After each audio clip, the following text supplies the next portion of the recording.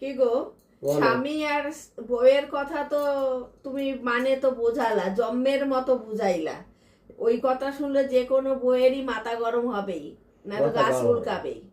ঠিক আছে, যাজ্ঞা, এবার তুমি বলো দেখি শালি কথার মানে কি?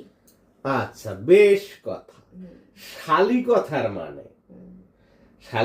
মানে হইছে বাড়তি ফুসকা।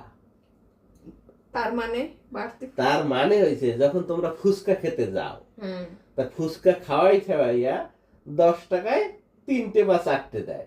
দেওয়ার পরে লাস্টে তোমাদের মুখের একটু সেন্স আনার জন্য একটা ফাউ ফুসকা দেয়, শুকনা ফুসকা, দেখছো?